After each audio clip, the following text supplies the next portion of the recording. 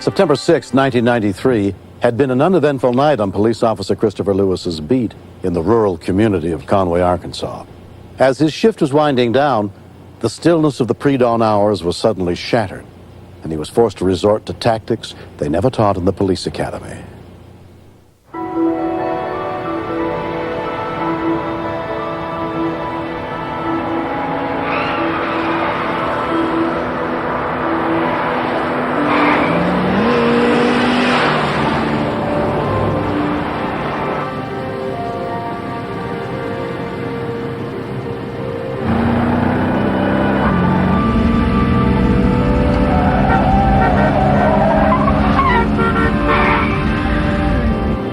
I was on routine patrol when I observed a van coming down the road driving erratically at a high rate of speed. I fell in behind the van, turned on the blue lights, and tried to initiate a stop. At that point, I thought maybe I just had a drunk driver. Usually when you fall in behind an intoxicated driver, they try to straighten up, not try to show that they've been drinking. The van did not slow down at all. They seemed to react to me turning on the blue lights, and rather than trying to straighten up, they were trying to get away, as though it wanted to get away at any cost.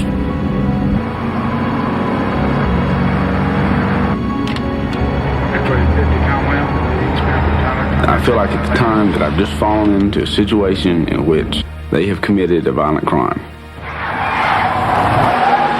A backup unit was launched from the Conway Police Department. I'm still a rookie, and I've only been on the street about 3 months. Fear of the unknown, I guess, is probably the worst fear of all. The attention level goes up, the alertness goes up, and the heart rate goes up quite a bit.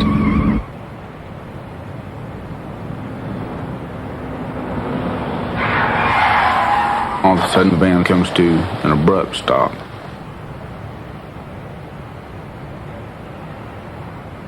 I didn't know whether to expect the back doors were going to fly open and they might try to come out shooting me. X-ray 50 Conway, I'm going to be out with Paul Zebra George, 486, be on Harrison and Tyler.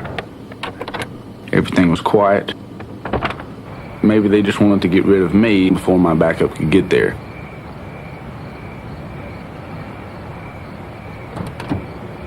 Stay in the vehicle! Stay in the vehicle! At this point, I hear moans coming from inside the van. And the first thing that goes through my mind is a hostage situation. With each step I took, I got a little more scared.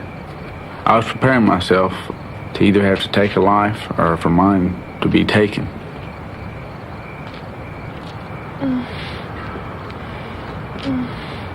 Officer, I'm having a baby! When I saw there was a pregnant woman, Come in! I guess I was more scared than ever, actually. Can we go ahead and send an ambulance to this location? She's trying to apologize to me for the way she's driving, which is totally unnecessary. All I want to know is how long I've got. Do we have time to make it to the hospital? He's coming! Okay. Try and relax. The ambulance is on the way, okay? When I see the baby's head, I start to step up into the van. The only place for me to get is on the steering wheel, so I position my butt on the steering wheel of the van to catch the baby when it comes out. Okay, go ahead and push for me, okay? It's starting to come. We spend a lot of time in training on what to do in a violent situation, very little on what to do in a situation like this. I've got his head. Now.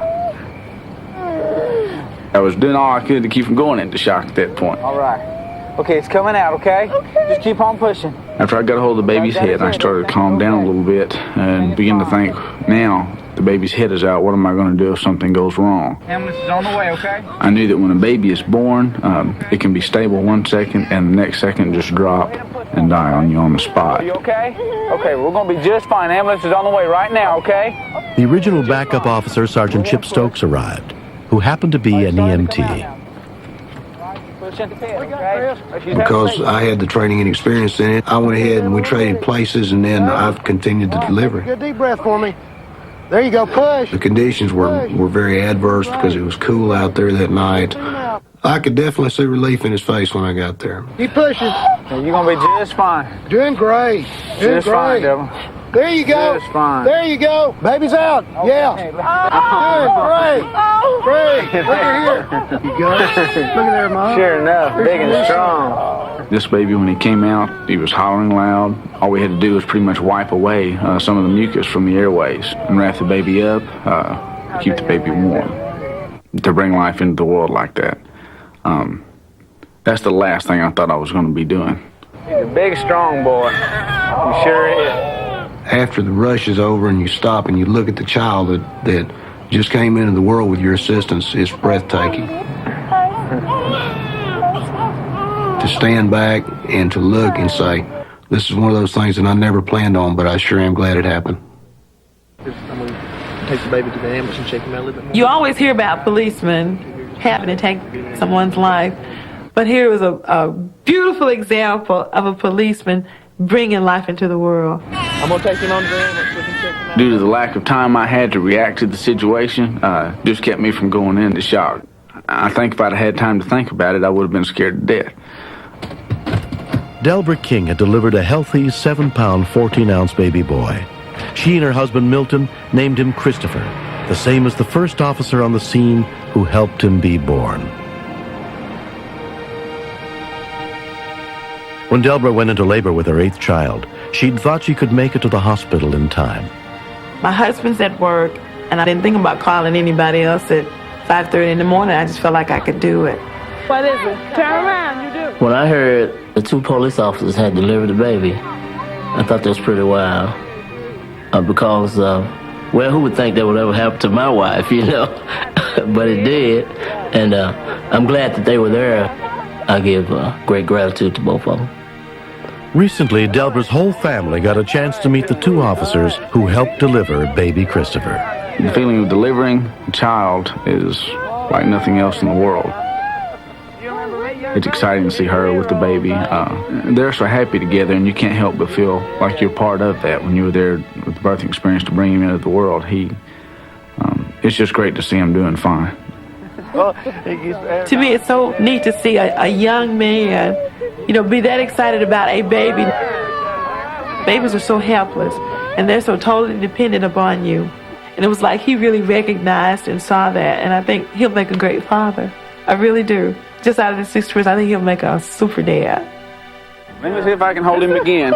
This isn't the first time. Police get a lot of negative press. They get a lot of negative situations that they encounter.